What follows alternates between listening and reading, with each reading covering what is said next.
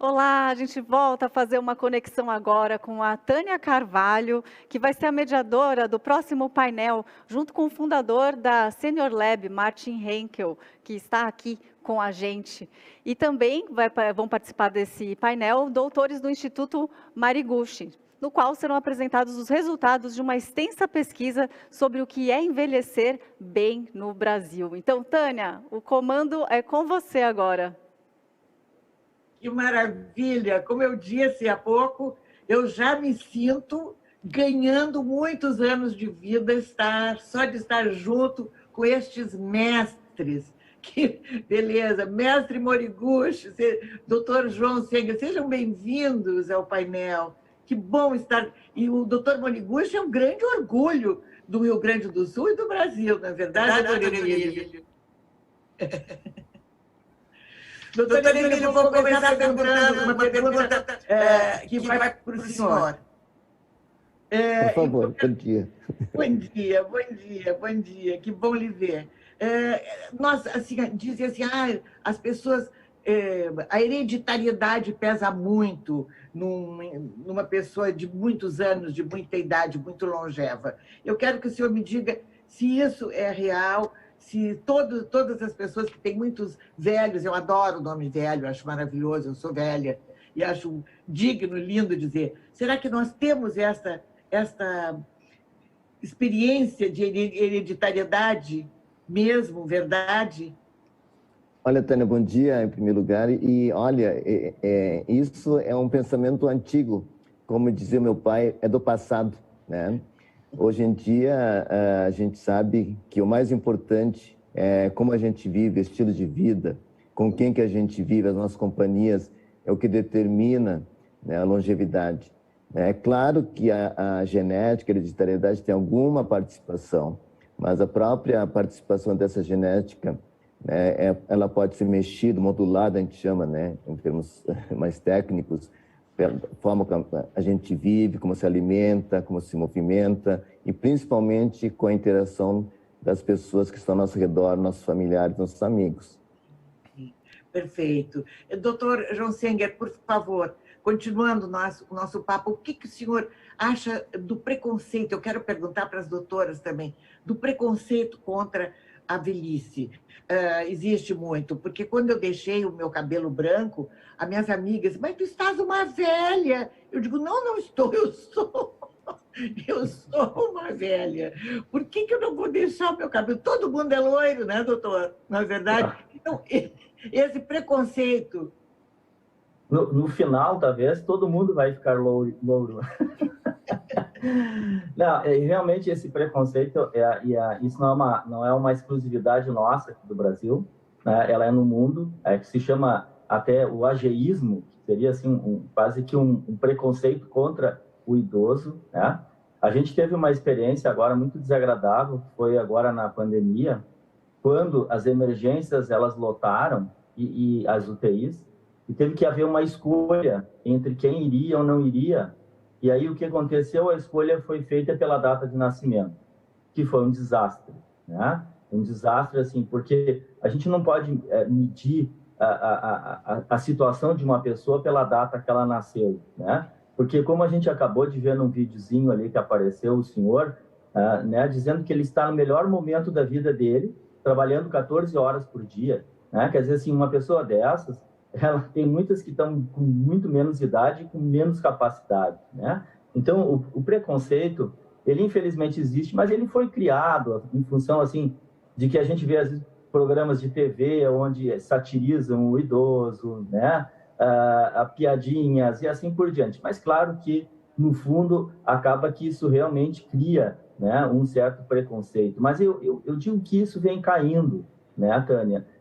Vem caindo com certeza. Por quê? Porque nós estamos vendo cada vez mais pessoas assim, idosas, que aqui no Brasil são acima de 60 anos, fazendo coisas tipo surfando, andando de moto, trabalhando, né?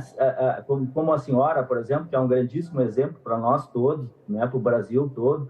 E quantos artistas, quantos escritores nós temos aí na faixa de 80, 90 anos, sendo extremamente produtivos, né?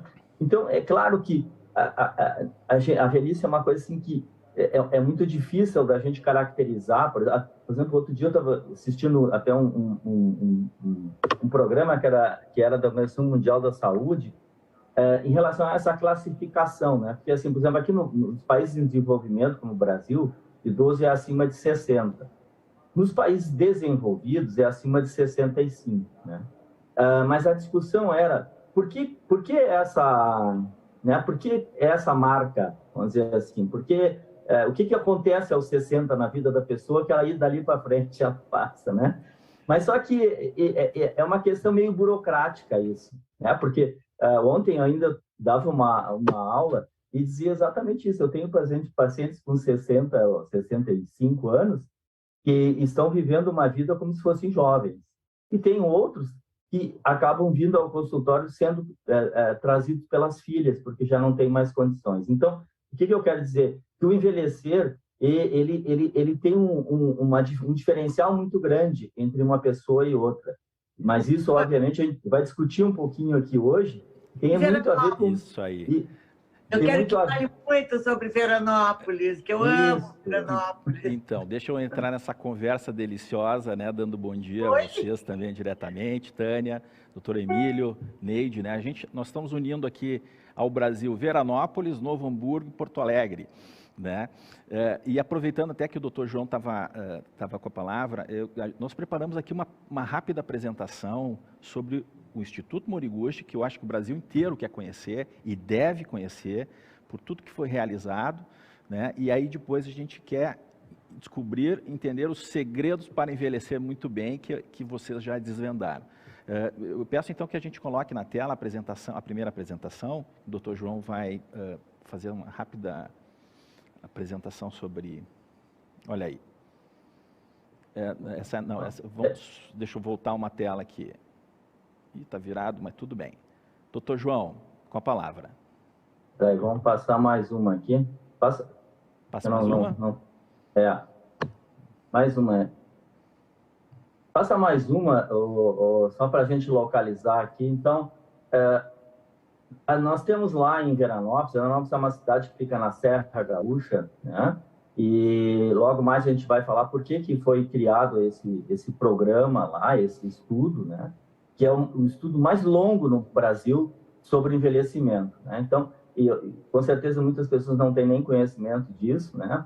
Nós temos lá uma sede, que já vou mostrar também, que certamente é um dos maiores centros de pesquisa que nós temos no Brasil sobre envelhecimento, né? E esse programa, ele realmente já tem 27 anos que ele segue esse estudo, né? O maior estudo de coorte no Brasil, quer dizer, o coorte quer dizer que é um estudo de acompanhamento de pessoas. Eu acho que a gente volta agora, né, Martin? Então, a nossa missão do Instituto é fazer pesquisa, né, é ensino, são parcerias, são assessorias em projetos voltados à qualidade de envelhecer. Ela não tem fins lucrativos, né? Nós não somos uma empresa, nós somos um instituto de pesquisa. Nós temos inúmeros artigos publicados, né, em revistas nacionais e internacionais, que foram dissertações, que foram teses, que foram trabalhos de conclusão. Então, isso tudo já demonstra a força toda que nós temos de pesquisa, né? E é um projeto, então, voltado ao estudo de envelhecimento. Eu acho que agora a gente volta para aquela primeira lâmina, lá no início. Lá no início, vamos lá. Bem no início, a primeira lâmina. A segunda. Essa aí, né? Então, nós tínhamos ali o projeto, ele sempre nós não tínhamos um local muito adequado para as pesquisas, né? E então a gente foi à procura de tentar construir uma sede, uma vez que o projeto ele tinha uma significância extremamente grande, né? Seja para o Rio Grande do Sul, seja para o Brasil todo, porque nós temos parcerias com várias universidades de todo o Brasil. E aí nós estamos atrás de verbas, né, para tentar. Aí embaixo, vocês veem ali no cantinho, à esquerda, é uma foto onde aparece eu, o prefeito da cidade e o diretor do hospital, porque o centro foi construído junto ao hospital, que é uma coisa bastante lógica, né, a gente trabalhar em parceria. E aí na direita, vocês veem ali, que já é uma reportagem, quando nós começamos, então, a construção do Instituto. Pode passar, Martin, agora sim, a gente segue aí. E aí? Então, hoje nós temos concluída a sede, né? Vocês veem aí que aí é uma equipe de pesquisa, essa foto ela é bem recente, é uma equipe de pesquisa aqui da Universidade Federal do Rio Grande do Sul sobre Parkinson, né? É uma pesquisa que vai durar uns 3 ou 4 anos, é uma das maiores pesquisas, talvez a única no Brasil, com essas características. Pode passar, Martin? E aí, mostrando o nosso auditório, né? Nós temos, já vou mostrar as demais, vocês veem ali o corredor, onde nós temos, então, várias repartições, são consultórios são atendimento de fisioterapia, de fonoaudiólogo, de psicólogo. Nós temos uma equipe multidisciplinar. E aí, nessa foto, em cima, à esquerda, vocês veem, é uma foto da equipe toda, né? E alguns pesquisadores também. E então, aqui, é óbvio que a gente tem várias reuniões, a gente administra cursos, a gente apresenta resultados. Pode passar, Martin, por favor?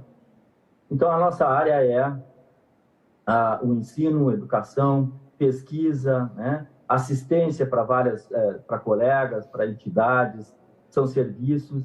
E agora, mais recentemente, uma parceria que nós temos com a Senior Lab, representada aí pelo Martin Henkel. Nós abrimos uma outra área que a gente achou que era extremamente importante, que era de produtos e negócios, que é uma área de consultoria, porque a gente pensou que, tendo todo esse know-how que nós adquirimos através desses 27 anos, né, que ele poderia ser estendido à população de uma outra forma. Pode passar, Martin? Não vamos discorrer sobre eles, né, João? São os produtos de consultoria que o Instituto começa a oferecer ao mercado, né, com essa premissa de unir conhecimento na geriatria, na pesquisa sobre envelhecimento, e a ligação com o mercado, né? Então, acho que vale a pena também, rapidamente, né? Claro, eu acho que é importante, né, Martin, ressaltar que, vamos dizer assim, ó, a pesquisa, ela precisa ser útil, ela precisa se tornar prática, né? E essa foi a ideia quando nós pensamos nessa nova função, que depois tu podes apresentar aí, porque aí é o Martin que é o especialista, e o nosso link veio exatamente nisso, de tentar juntar, né, essa participação, o nosso know-how e conhecimento, né, junto com colocar isso em prática através do Martin, e talvez tu possa falar um pouquinho aí sobre essa parte que nós já temos aí. Eu vou falar depois, João, eu vou deixar os links para as pessoas acessarem e saberem mais sobre esse projeto, porque o Brasil está assistindo a gente agora e quer saber os segredos para envelhecer muito bem, né? Aqui, só rapidamente, falando da certificação funcional, que é um projeto com o IBTEC, né, para avaliar produtos e serviços, né, dentro dessa linha de desenvolvimento. E agora é contigo, João. Então, e o envelhecimento, ele sempre foi uma incógnita para o ser humano. O ser humano sempre correu atrás dele, ele sempre tentou frear esse processo de envelhecimento, né?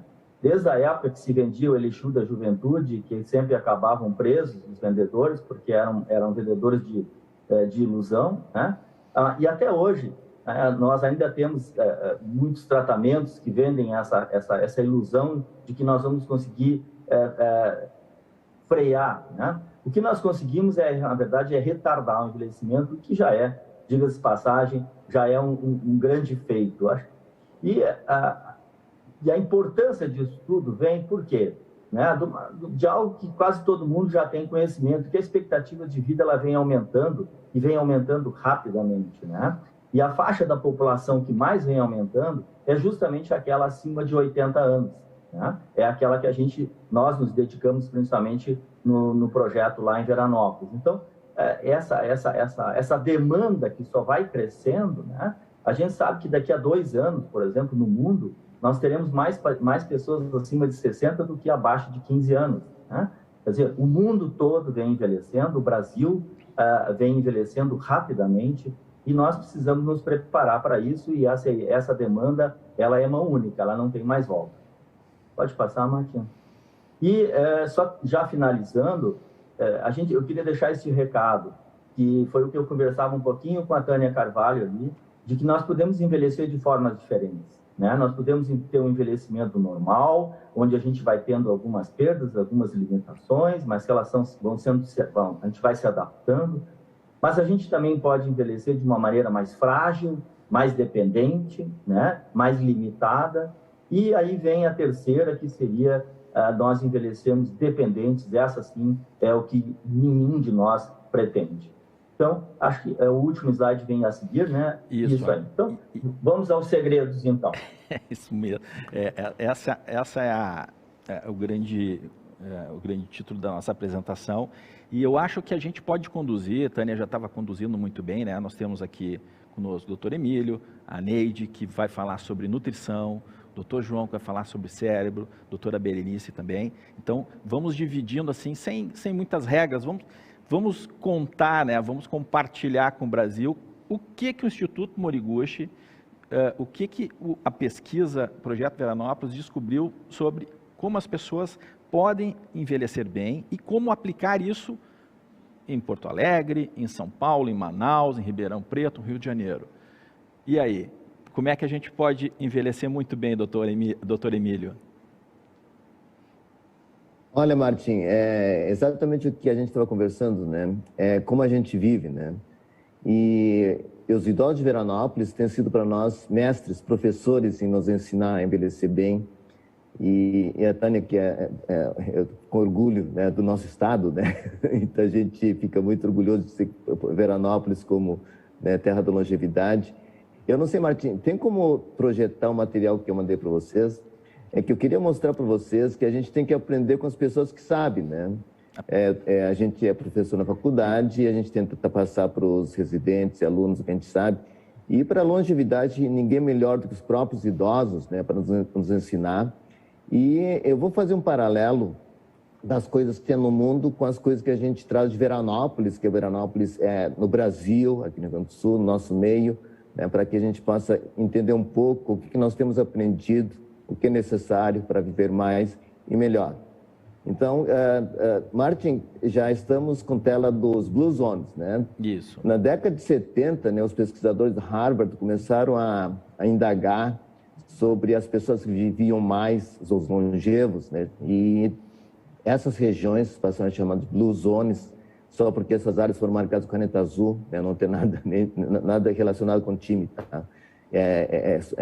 Área de longevidade. E naquela época, né, foram considerados 4 lugares no mundo, né, e lá nos Estados Unidos, uma região na Califórnia, outra na América Central, outra na ilha de Sicília, na Itália, e uma região que no Japão é muito cara, a ilha de Okinawa, que são as ilhas ao sul do Japão, onde, sabidamente, nós do Japão não sabíamos que eram as pessoas mais longevas do Japão. E nesses lugares tinha várias coisas em comum, e uma das coisas bem interessantes que hoje em dia se confirma, próximo, por favor, é o fato de que as pessoas eram muito unidas, as famílias, os amigos, e comiam as refeições em comum. As refeições nunca eram sozinhas, né? As pessoas sempre se conversavam e estavam juntas e comiam em comum. E também, próximo, faziam atividades físicas em comum, os grupos de pessoas, né? Ali embaixo, Loma Linda, na Califórnia, as idosas caminhando juntos, inverno, né? Estão vendo aí com o casaco, mas caminhando. E em cima ali, nas ilhas de Okinawa, que são as ilhas mais quentes ali. E mesmo pessoas dependentes, como aí no meio tem uma idosa com bengala, né? As amigas buscando em casa para caminhar juntos. Ou seja, atividades em grupo, né? Hoje em dia a gente sabe que a gente envelhece juntos. Para ser longevo tem que ter amigos, tem que ter família. Ninguém envelhece sozinho, né? A gente sabe que solidão mata, né? E é verdade, tá? A gente envelhece bem e fica feliz juntos. Próximo. E aí, numa das últimas apresentações de Blue Zones, né, zonas longevas, o que tinha mais impacto na expectativa saudável de vida, ou seja, de viver mais e melhor? Era a interação social, ou seja, as pessoas com que a gente vivia, como a gente vivia com as pessoas. Isso é achado que é um pouco fora, né, do que a gente sempre fala de dieta saudável, atividade física, que é importante, continua sendo importante, porque a gente tem que ter saúde para poder interagir com as pessoas, né? Próximo. E aí, uma das pessoas que eu gosto de ler bastante, Susan Pinker, que é uma psicóloga canadense que estuda junto à longevidade, acompanha o pessoal do Blue Zones, da pesquisa, ela escreveu um livro chamado The Village Effect, Efeito Vila, que a vila é no sentido de lugares pequenos onde as pessoas vivem juntas, mais juntas, né, conversando. São segredos de longevidade feliz, né, na comunicação mais próxima, face a face. É claro que nessa pandemia está um pouco difícil, mas ela descreve ali como é importante a gente estar junto com as pessoas. Em Veranópolis, tá, onde tem esse monumento na entrada da cidade, dizendo Veranópolis, terra da longevidade, esse monumento foi construído, né, em homenagem ao momento que o município de Veranópolis foi reconhecido como município de longevidade pelo Ministério da Saúde. E aí lá também, pessoal, para mostrar umas fotos próximo, as pessoas costumam andar juntas, e essa é uma pesquisa nossa que mostra que dos componentes mais importantes, claro, em primeiro lugar a saúde, ou seja, continua sendo importante a gente se alimentar bem, fazer atividade física, mas logo depois vem os amigos, a família, e se a gente botar junto a convivência dos amigos, família, isso passa a se tornar o mais importante. Tá? Então, assim, a gente ter boas companhias no envelhecimento é o fator importante. Próximo, aqui é uma família que nós fomos almoçar juntos um dia, que a gente vai, né, frequentemente para lá, para fazer os trabalhos do Instituto. E aqui é uma família almoçando juntos, fomos almoçar juntos, toda a família reunida, 3, 4 gerações juntas, próximo. E os idosos, né, tem baile de longevidade, agora infelizmente não dá, né, mas sempre que a gente podia, os idosos sempre juntos, né, vida social, próximo,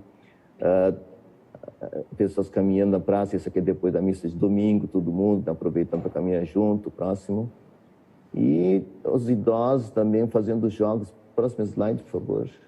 E trancou aqui, doutor, eu não estou conseguindo. Trancou, deixa, o próximo slide era um grupo de idosos jogando truco, que é um jogo de carta, né, que os italianos adoram, ou seja, mostrando que realmente, assim, é claro que a gente sabe, isso ninguém precisa ficar falando aqui, a Neide vai falar depois dos detalhes dos segredos da longevidade de Veranópolis, mas saber se alimentar bem, saber que a atividade física é importante, saber repousar bem, né, saber ter uma cabeça boa, né, ter um propósito de vida, né, e tudo isso é importante. Na origem da pesquisa, doutor Emílio, o senhor comentou uma vez que isso em 1996, o senhor e a doutora Miquelon, né, visitaram residências e conviveram com os idosos desde o café da manhã até a hora de dormir e registraram tudo o que aconteceu nesse meio tempo, né? O que comeram, o que fizeram, o que se alimentaram. E aí... Exatamente, porque nós tínhamos que aprender, como falei, a gente tem que aprender com os sábios, né? E os sábios são os idosos que vivem bem e vivem felizes. Então, nosso projeto foi baseado exatamente no desenho, cientificamente comprovado, de acompanhar os idosos saudáveis desde o momento que acorda até o momento que dorme. E nós marcávamos com cada idoso, né? Foram, assim, dias inteiros acompanhando. Então, a gente chegava em casa no horário que o idoso acordava. E acompanhamos tudo, desde o que fazer de manhã, por exemplo, ordenhar a vaca, tomar café da manhã juntos, a gente anotava tudo, pegava tudo que eles, assim, exatamente a mesma quantidade de alimento, a gente botava no frasco e acompanhava o dia inteiro juntos, né, o que bebia, de vinho, de leite, de tudo, comia tudo, anotava a atividade física, a gente quantificava a atividade física e via como é que as pessoas viviam. E no final do dia a gente ia analisar os alimentos, o que tinha de alimento, isso a Neide vai falar depois.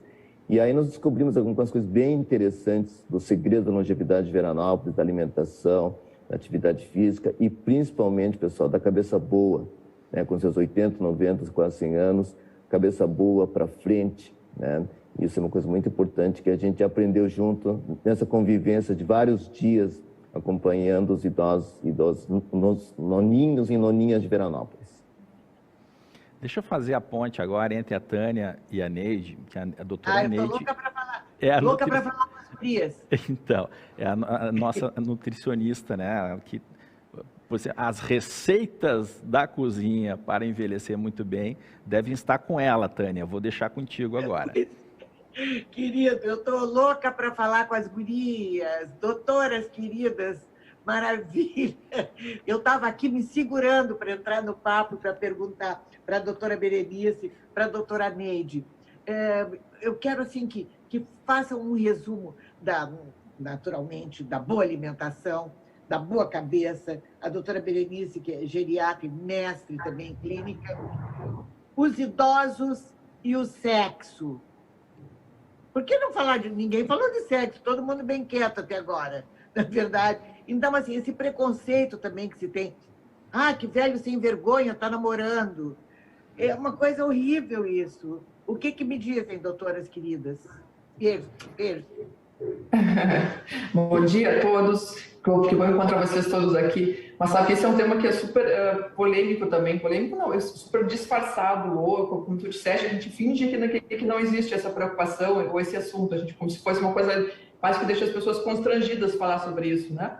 O que é uma bobagem gigante. É quase tão bobo quanto achar que todos os velhos são caducos. É tu achar que os velhos não praticam mais, não temos atividade sexual, né? Então, mas eu acho que, de novo, assim como a gente tem trabalhado bastante e conseguido que a comunidade entenda essa questão do preconceito contra a idade, que, como o doutor João falou, o ageísmo, o idadismo, a gente também está conseguindo falar mais abertamente agora, conversar mais abertamente com todo mundo sobre a questão sexual. E é engraçado que, às vezes, eles querem conversar com a gente sobre isso, mas os filhos ficam um pouco... Não fala mãe, não, pai, não. Os filhos ficam constrangidos de que isso seja mencionado, por exemplo, quando a gente está fazendo uma entrevista com eles numa consulta. Mas eles têm assunto para conversar sobre isso também. Eles querem tirar dúvidas, eles querem perguntar como pode melhorar isso, como pode melhorar aquilo, como pode fazer isso diferente, mas como pode fazer aquilo diferente, né? Então, é claro, esse é um assunto que vai virar rotina. Já está sendo mais fácil de falar sobre isso agora. A gente tem visto vários jornalistas escrevendo sobre isso, vários gerontólogos escrevendo sobre isso, deixando isso mais aberto nas mídias de uma forma geral, né? Então, isso é um assunto que está sendo mais discutido, e quanto mais a gente lê sobre isso por aí, quanto mais a gente fala sobre isso por aí, mais parte da rotina isso vai fazer, mas mais fácil vai ser para eles conversarem com a gente sobre isso. Então, é muito legal mesmo ver como eles têm realmente dúvidas com relação a isso, eles querem melhorar em relação a isso também, né? Mas como às vezes a família fica meio, ai mãe, ai pai, mãe. Como se eles estivessem mais construídos. O idoso não está construído de falar sobre isso, mas os filhos, os netos ficam. Então a gente tem que mostrar para eles, olha, que bom que eles são felizes também nesse quesito, isso faz parte da vida. Vamos ter um olhar mais generoso, não é? Isso. Por favor. E sobre alimentação, vamos cuidar da alma, mas também vamos cuidar do corpo. Doutora Neide, tem algum mito, assim, de dizer ovo faz mal para o colesterol, isso, para não sei o quê, que a gente sofria, passou a vida sofrendo, aí veio alguém e disse um dia, ovo é maravilhoso. Bom dia a todos, bom dia, Tânia. Realmente, assim, hoje tem muitos mitos, né? Mas, na verdade, assim, ó, a medicina foi crescendo, né? E os trabalhos de pesquisa, e hoje mostra realmente o ovo, ele é muito rico em proteínas, né? Ele substitui a carne, e até hoje, né, com o preço da carne, né, o ovo está sendo muito bem consumido, né? Está em alta. Mas realmente, assim, ó, o que realmente ajuda e faz bem? A gente não pode comer 6 ovos por dia, né? A gente tem que ter o bom senso, né, de 1 ou 2 ovos por dia, porque realmente eles são bons, né? Mas também o excesso também faz mal, né? A alimentação é assim, ó, é o equilíbrio, né, dos alimentos. Então a gente tem que ter esse bom senso.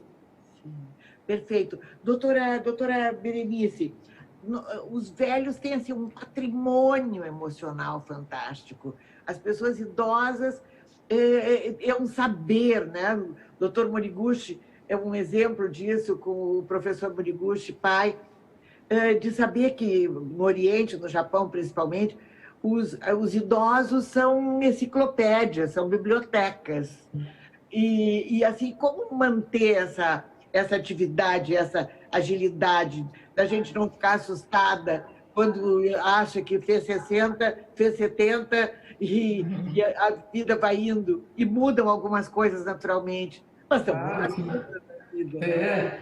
Eu sempre, até quando eu tinha a oportunidade de conviver mais com o professor Yuki Moriguchi, pai do Dr. Emílio, a gente sempre conversava bastante sobre isso e comentava, né, que o idoso diminui bastante a força física, talvez a força muscular, que a gente sabe que diminui com o tempo, mas, em compensação, a sabedoria aumenta progressivamente, né? Então, é uma sorte para a gente que pode conviver com esses idosos, porque a gente aprende a cada dia que conversa com eles, tem uma oportunidade de conversar com eles, a gente está sempre aprendendo coisas novas, coisas que eles já aprenderam com a vida e que a gente, às vezes, puxa, nunca tinha me dado conta disso, mas parece tão simples, tão óbvio, quando alguém te diz essas verdades da vida, né? E é tão legal poder conviver com eles e aprender sobre essas coisas.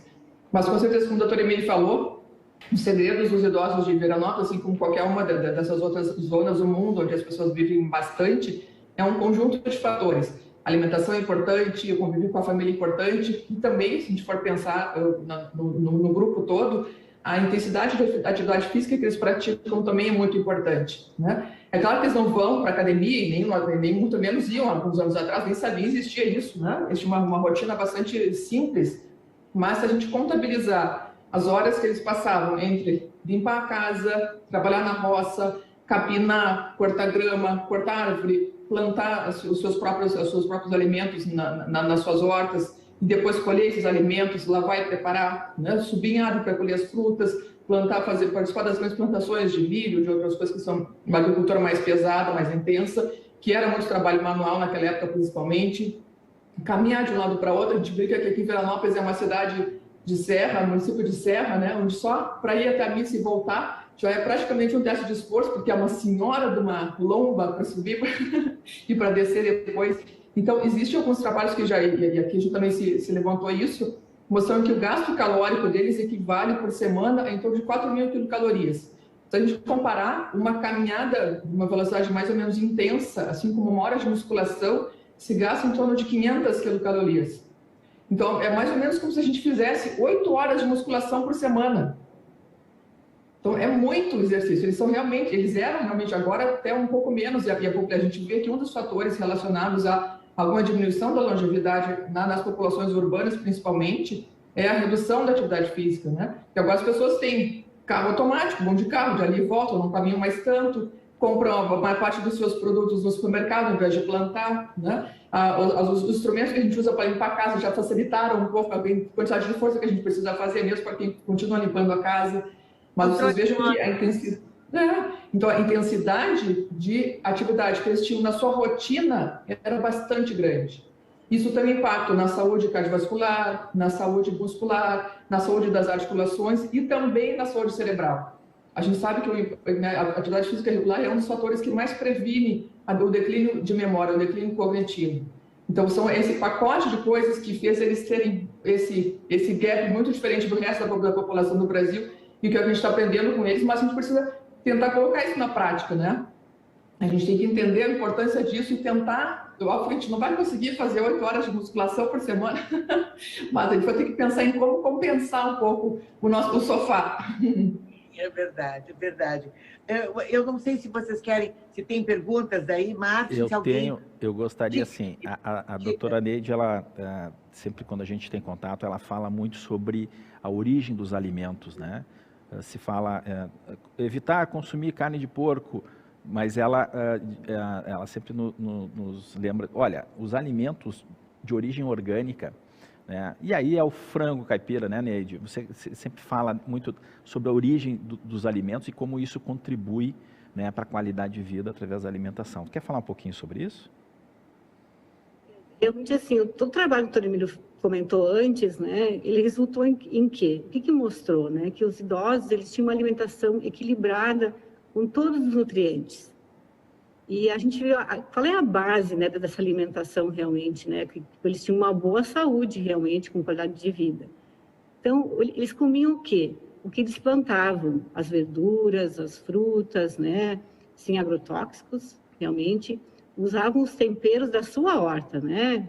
Sálvia, manjerona, salsa, cebola. E as carnes também, né? Carnes que eles tinham gado, né? O porco, as galinhas, tudo isso era muito... O que eles comiam, né, esses animais? Eles comiam até as verduras, né? E até frutas e milho. Né? As galinhas, por exemplo, né? Então, assim, elas colocavam... O ovo que eles comiam realmente era o caipira. Né? Realmente, assim, eles comiam milho, né? A verdura. Então, isso tudo passava, né, esse alimento passava para os idosos, era o que eles comiam, né, e que plantavam e comiam realmente. Então, eu me lembro que eu fui num programa seu, que a gente falou sobre alimentos funcionais, há muitos anos atrás, né, a gente estava trabalhando sobre isso, e realmente isso foi comprovado cientificamente, né, que esses alimentos, principalmente as frutas, vegetais, né, que eles comiam, né, sem agrotóxico, tem muitas funções do nosso, né, para o bem-estar, né, dos idosos. Então, realmente, assim, a indústria entrou muito, né, com os alimentos, né, industrializados, com gorduras trans, mas os idosos lá de Veranópolis nos ensinaram que o alimento orgânico realmente, né, é o que tem validade, é o que faz bem para a saúde, e tudo a gente pode encontrar hoje aonde, né, nas feiras orgânicas. Então, por mais que a indústria queira produzir um alimento, né, de qualidade, às vezes não chega realmente à qualidade do alimento orgânico. Então, os idosos ensinaram muito e a gente tenta passar isso para outras, né, os seus netos hoje, seus filhos. E realmente com o vinho, né, eles tinham uma alimentação equilibrada e junto tinham o consumo do vinho, né, diário, mas de uma forma moderada. Então, eu sempre digo, né, é a moderação na alimentação, né, e realmente assim, uma alimentação orgânica, como antigamente. E realmente a gente vê hoje as feiras orgânicas, né? E o pessoal procurando muito por esse tipo de alimento, que realmente é a base da saúde. E tomar muito líquido, não é mesmo?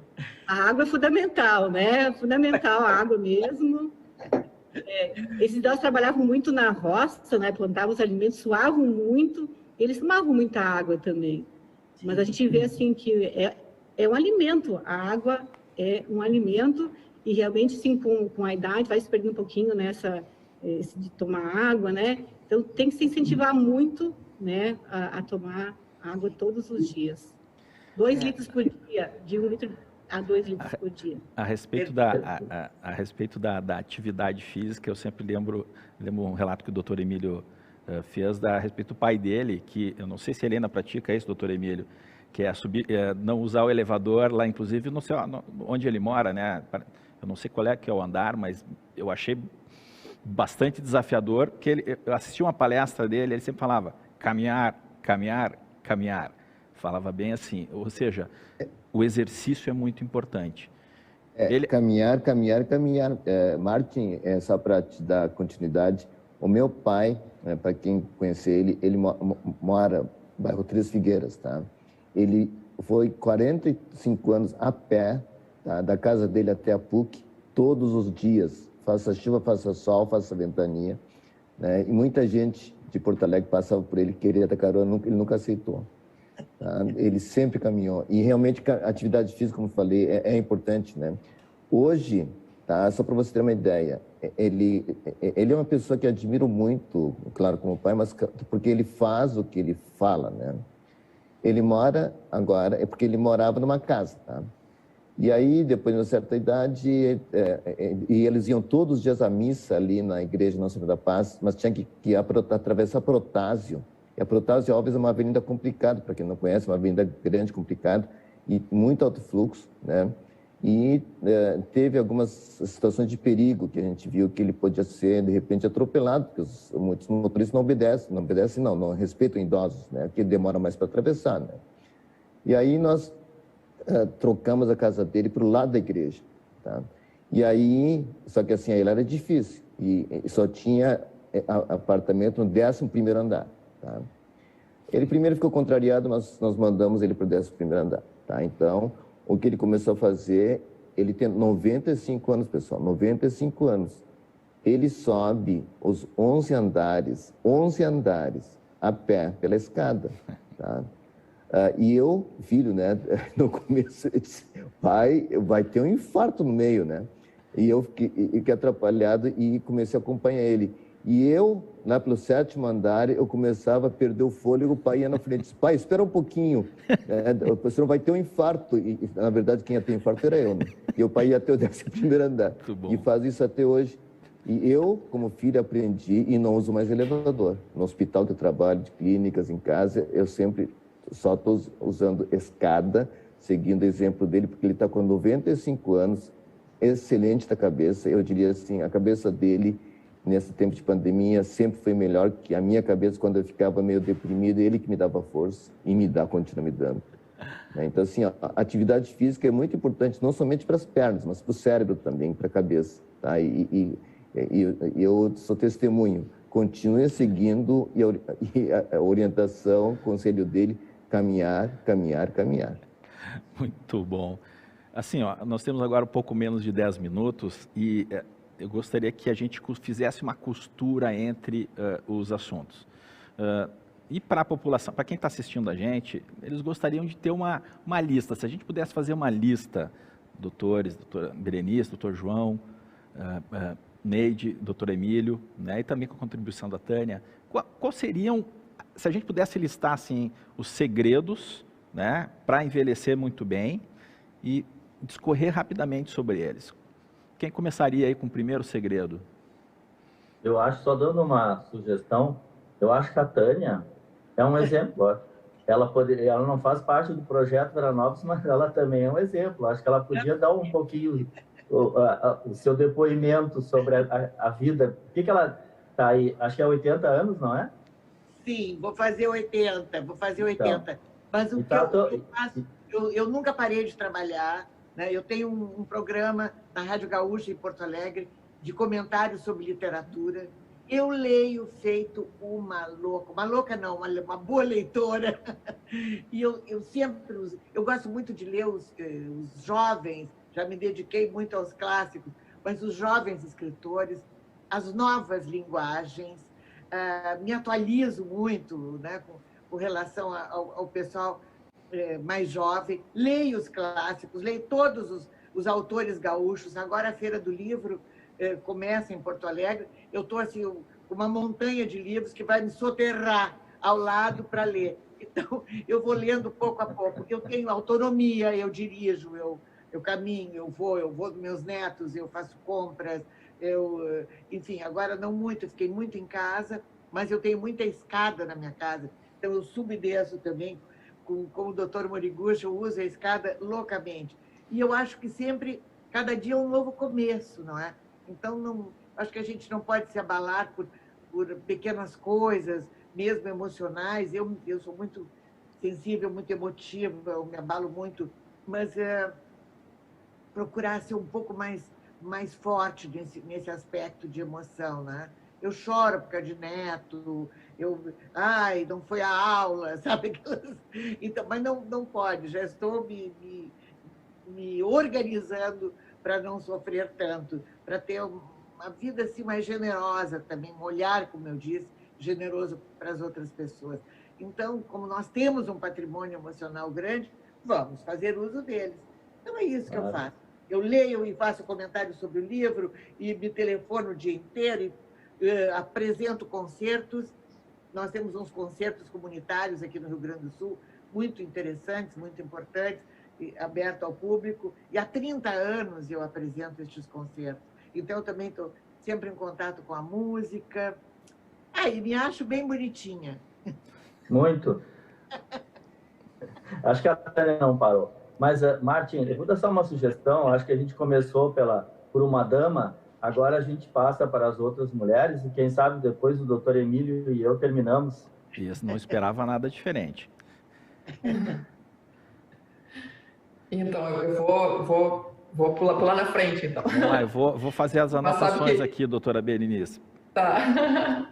Segredos. Então, como eu comentei antes, a gente não pode, sem dúvida, nunca relacionar longevidade com sedentarismo, né? Essa combinação não existe em qualquer lugar. Então, com certeza, de novo, eu vou insistir nesse assunto, mas ter uma vida ativa de uma forma geral, manter a funcionalidade é realmente um dos passos mais importantes para a gente estudar qualquer tipo de grupo e como a gente quer ser daqui para frente. Eu sempre brinco com os pacientes que, se a gente imaginar hoje, seja com 40, 50 ou 60 anos, como que é chegar aos 70, 80, 90 ou 100 anos, com certeza o quanto de exercício a gente tiver feito nesses próximos 20, 30, 40 anos vai fazer toda a diferença, né? Vai ser uma pessoa que vai chegar aos 60, 70, 80, 90, se tiver feito atividade física regularmente até lá, E outra completamente diferente, que talvez chegue, e se chegar vai ser bem renguinho, se não tiver feito nada de atividade física. Então, a gente sabe que o impacto disso é gigantesco e a gente precisa realmente colocar isso na nossa rotina. E outra característica que a gente vê cada vez mais importante nas comunidades longevas, que a gente também, principalmente agora nessa época de pós-pandemia, percebeu como isso impactou, é a condição, é a capacidade de resiliência de cada um de nós, né? Nós sabemos que a resiliência também aumenta a nossa sensação de esperança na vida, né? de bons pensamentos, como a Tânia comentou, de ter uma sensação de mais otimismo diante da vida. E isso também impacta na nossa expectativa de vida. Então, acho que esses são pontos bem interessantes. Muito bom. Neide? Alimentação saudável, então, eu acho que a gente tem que enxugar, pode enxugar muito bem, né? É ter uma alimentação equilibrada, com todos os nutrientes, mas pensando numa alimentação orgânica, né? Buscando em suas feiras ecológicas, né? Foi isso que os idosos nos mostraram, né? Temperos sempre naturais e lembrando que a Tânia já nos mostrou um copo d'água, né? Lembrando que a água é muito importante, né? Então, viva a água, o vinho moderado, né? Uma taça para as mulheres, 2 taças para os homens. Mas a chave, né, da boa alimentação assim, é a moderação em tudo e realmente buscar uma alimentação mais orgânica, foi isso que elas nos mostraram, né, na nossa pesquisa. Muito bem. Doutor João, quais seriam os segredos que você poderia enunciar para a gente? E olha quem está ao nosso lado agora. Está o Francisco aqui, não resistiu e fez questão de participar desse momento aqui. O Francisco. Francisco conheceu meu pai, né? Grande Lauro Senker. Saudade dele. Foi uma liderança importante aí no Vale dos Sinos. Ele gostava muito do senhor, né? Mas, então, a gente não vai se alongar. Eu vou terminar aqui comentando uma coisa que, uma época, eu fiz um estágio fora do Brasil e o professor que me acompanhou me perguntou qual que eu achava que era o maior problema do homem depois, quando ele ficava idoso, né? Logo que ficava idoso. Eu fui dizendo algumas coisas e ele me disse que não era. Eu disse que, então, acho que eu não sei o que é. E ele disse para mim, aposentadoria. Na época eu fiquei pensando assim, mas hoje, analisando, ele estava completamente certo, né? Por quê? É só escutar o que a Tânia falou, né? A Tânia vai fazer 80 anos, ela não parou. A vida para ela continua, né? Mas claro que, para isso tudo, a Tânia sempre foi elegante, a Tânia sempre foi moderada, a Tânia sempre foi vaidosa, a Tânia sempre exercitou o cérebro dela, lendo bastante, né? E, obviamente, essa elegância dela também foi mantida à custa de uma alimentação balanceada, né? Tudo isso, eu acho que é o que a gente aprendeu também lá em Veranópolis, né? Que eles não param, o doutor Emílio disse... O doutor Emílio não vai lembrar, mas logo no início do projeto, uma vez eu perguntei para ele qual que era o segredo lá de Veranópolis. E ele disse para mim, o segredo é ter uma vaca. E depois ele me explicou qual era o segredo. Eles levantam às 5h30 da manhã para ir ordenhar a vaca, aí depois eles vão fazer pasto, aí eles vão levar a vaca para o pasto, aí ela vem de volta, de tarde tem que ordenhar de novo, e assim tudo é em função, e isso vai indo.